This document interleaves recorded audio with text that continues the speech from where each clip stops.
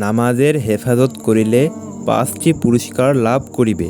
পক্ষান্তরে যে ব্যক্তি নামাজে শৈথিল্য প্রদর্শন করে, আল্লাহ তাআলা তাহাকে ১৫ প্রকার শাস্তি প্রদান করিবেন। অর্থাৎ শাস্তির পাল্লাই অনেক ভারী হইবে।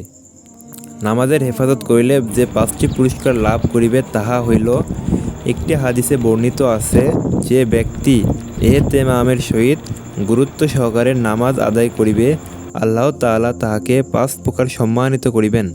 প্রথমত, রুজি রোজগার ও জীবনের সংকীর্ণতা হইতে তাহাকে মুক্তি করিবেন।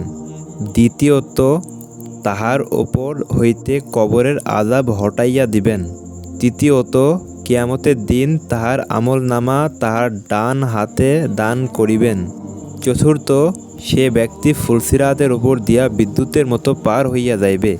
পঞ্চম, বিনা হিসাবে সে বেহেশতে প্রবেশ করিবেন। সুবহানাল্লাহ। পক্ষান্তরে যে ব্যক্তি নামাজে শৈথিল্য প্রদর্শন করে, আল্লাহ পাক তাহাকে ১৫ প্রকার শাস্তি প্রদান করিবেন। তার মধ্যে ৫ প্রকার দুনিয়াতে, ৩ প্রকার মৃত্যুর সময়, ৩ প্রকার কবরের ভেতরে এবং ৩ প্রকার কবর হইতে পুনরুত্থানের পর। পৃথিবীতে যে ৫ প্রকার শাস্তি প্রদান হইবে তাহা এইরূপ যে: ১ নম্বর, তাহার জিন্দেগীর বরকত কাড়িয়ে নেওয়া হইবে। ২ নম্বর, তাহার মুখমণ্ডল হইতে নেককারদের জ্যোতি মুছিয়া ফেলা হয়। ৩ নম্বর, যে আমলই সে করুক না কেন, আল্লাহ পাক উহার কোনো প্রতিদান দেন না। ৪ নম্বর, তাহার কোনো দোয়া আসমানে ওঠে না, অর্থাৎ কবুল হয় না। ৫ নম্বর, নেক বান্দাদের দোয়া হইতেও সে কোনো ফল লাভ করে না। মৃত্যুর সময়ে ৩ প্রকার আযাব এইরূপ যে: ১.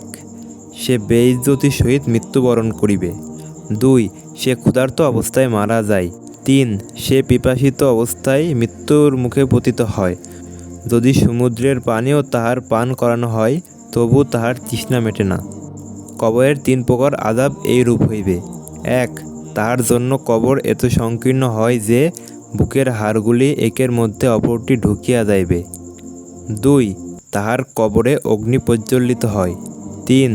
তাহার কবরে এমন একটি সাপ প্রেরণ হয়, যাহার চক্ষুদ্বয় আগুনের মতো এবং নখরগুলি লোহার মতো। পুনরুত্থানের পর যে ৩টি আযাব হইবে তাহা এইরূপ: ১. হিসাবে কঠোরতা হইবে, তার হিসাব নিকাশ অনেক কঠোরভাবে দেখা হইবে। ২. আল্লাহর অসন্তুষ্টি, অর্থাৎ তাহার ওপর আল্লাহ তাআলা নারাজ হইবেন ও অসন্তুষ্ট থাকিবেন। ৩. জাহান্নামে প্রবেশ, এবং তিনি জাহান্নামে প্রবেশ করিবেন।